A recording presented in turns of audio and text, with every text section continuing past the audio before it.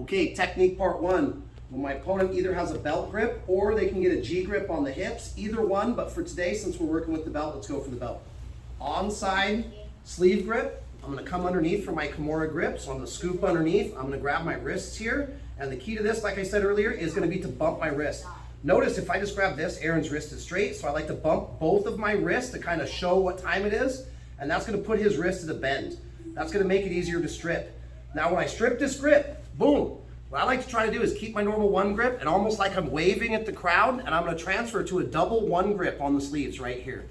Now I'm kind of using that reverse sit up, bringing my knees, guiding his hands, pulling myself up, and the main thing here, like we mentioned with Grant a second ago, is I want to try to bury as much weight on that hand as possible. My first option is going to be to reach for the far side 6 grip on the hip. Once I get this, okay, the key is going to be this. If I let my chest sag, Aaron pulls his elbow through, and now we're back to square one. So just make sure, like I mentioned earlier, that we're hugging. I want to trap the back of his elbow with my chest. So Kimura grip, bump, pull, transfer, sit up, and once I have it, I'm hugging him tight. I like to rest the top of my chin on their shoulder. Go ahead and get your arm through, Aaron. It's gonna be a lot harder. There's a fight here now.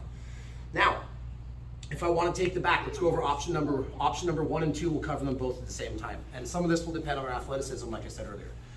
Keeping the hand buried, keeping the hips tight, trapping, kind of chin to shoulder, no room. So I like to disconnect my feet right here. The closed guard keeps his hips towards me, but this, and this is kind of hugging. Put my foot on the mat. I'm gonna have to shrimp away a little bit. Our first option is gonna be to clear my knee line up under his armpit. So as I shrimp away, I bring my right knee up under his armpit. This allows me to stick my hook in. Now when this hook is in, if we want extra details, I'm gonna back heel, rotate with me a little bit. There's nothing wrong with leaving my leg right here, but if we want kind of the good, I'm gonna weave my foot over, and I'm gonna trap his ankle. Still hugging, still trapping, chin on shoulder. Now I'm gonna do my hip heist. I'm gonna push my hips in the air, look to transition. Here's my second hook. And then of course, at this point I would leave, come into my seat belt. And now we can start to work with whatever type of strangle I want. So 2 more times, a little quicker, less talky. Break the grip, wave and transfer, hug and trap the elbow. Bump the wrist, transfer, get that foot in, weave it over the top if I can, stay heavy, hip heist up, set the hook, seat belt, and I'm off into whichever series that I want to use, right, to start to go from there, okay?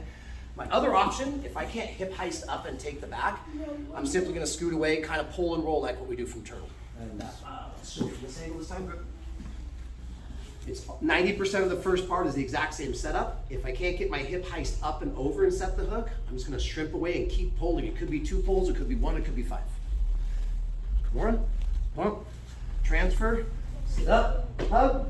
Here, I set my first hook. I can't transition. I'm simply going to scoot away. It's going to go scoot, pull, not at the same time. Scoot, pull, scoot, pull, scoot, pull, hook, seat belt, strangle. One more time. No talk, just work.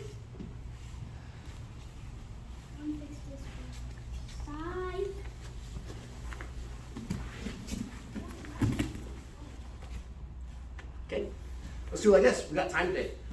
Your choice. You can run 6 and 6, the hip heist and the pull, or whatever. Go 12 total. You go 12, they go 12. 1, 2, 3.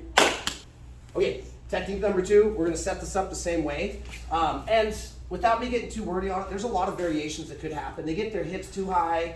I can't use pedal pressure. Maybe I can't lace my leg in the middle. So there's a lot of things that happen. But to be very specific, the first version of the number 1 technique we showed, we kind of showed A and B, the hip heist.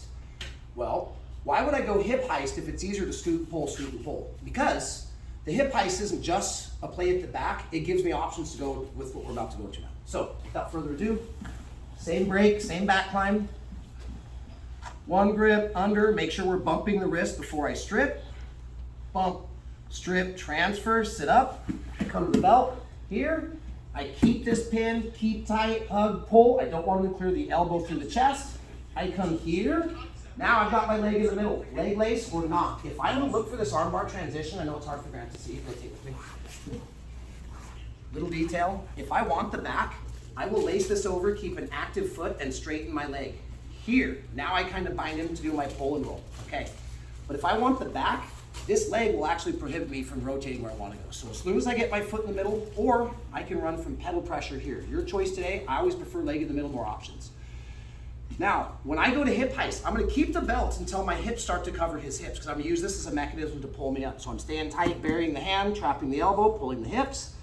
As I come up, either I can't set this hook, go ahead and bring your knee close. I can't set this hook. My belt hand is going to simply come over the head and scoop the biceps. And some people leave their elbow here as a base. I still have this one grip on the sleeve. I'm going to go from being parallel with him to kind of being perpendicular. So when I do, I want to make his hand wipe the mat. I come out, I will use my forehead as a base. Now I tuck my shin in behind the back of his neck, and I leave my foot as a lever on his ear. Here, and pinch my knees. Now, I'm going to come in and turn here. This is very similar to a choi bar. Technically, it's not, because my foot is behind the head, and the choi bar got to have two legs in front. I can finish the arm bar from here. What's going to happen most commonly is this person is going to roll. Don't do it yet. This person is going to roll. If I can't finish and they don't roll, I can assist them. And there's a couple things that I can do. I can grab the hips, although it's not the most amount of leverage. I will always do this either from the knee or below. So let's go over both scenarios. Aaron climbs his knees in towards me. Good. If he does this, gi or no gi, I'm going to make a pocket grip right on the front of his ankle. And I'm going to bury his head, use this foot to lift, and I'm going to pull his leg over here. And then when I do come out of the turn, I got to transition to my standard Jujigatame. Now, I can finish this one-handed with control of the leg. I could pummel in and grab, but realistically, the most common after I turn him is just going to be to go to my standard Jujigatame, control the thumb, bring it down, squeeze the knees, and lift for the fulcrum. Okay? So, here's what I would suggest. I'll show us a couple more times, and we'll change the angle so you can see it this time. What I would do is, you guys remember my turn for a soft tap? Get into it. See if you can get that like faux choi bar where the ankle's still behind the head. Just give a little pressure so we can use that first arm bar.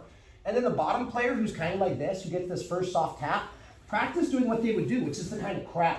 When they crowd, hook the ankle, push the head, flip them over, and then transition that foot to the top. So, where did we show it from last time? Let's show it from this way. I think this is all right. Same thing through and through. I'm looking for the climbing back take off the arm drag. Doesn't work. Scoop, post, shin to the back of the head, squeeze the knees, and I come in here. I get a soft tap right here. Aaron gives me a tap.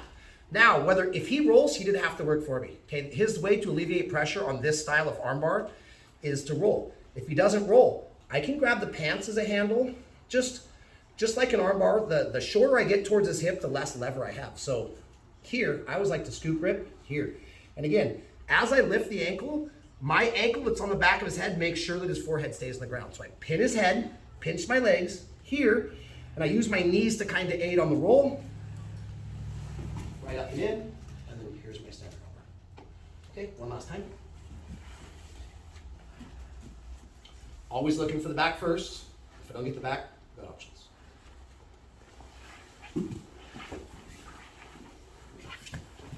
Soft tap, ankle grab, flip. Armbar. It looks more complicated than it is. When we break it into pieces, you guys will definitely feel this, okay? Same thing, you do it 12 times, they do it 12 times. Any questions? I'll be around. 1, 2, 3.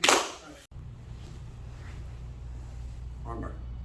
If I were you guys, I would reset the drill by going from the back to the armbar, and from the armbar, nothing's working, nothing's working, nothing's working. Back take. Armbar. So, I will give you guys the choice. You can practice this 10 or 12 times, or you can just do it for 2 or 3 minutes and 2 or 3 minutes from the top and bottom. Okay, show one more time. The armbar. One more time, the 30-second explanation of us. Guys are like, come on, man, let me roll. Get into the armbar. Make sure my head side arm is free. I'm gonna scoop, elbow to wrist. I like to tie in, throw this up. Do what I call the peekaboo. Peekaboo, I'm gonna scoop the head. The head is good. If I can get a grip on the shoulders, the lapel also, but remember, squeeze him tight because I wanna trap this elbow. Pull him in, lift him up, and as I do, I transition from the armpit to the hook. Here's my back. I want to go from the back, armbar, okay? Back take, armbar. All right, Let me know if you guys have any questions. Ready? 1, 2, 3.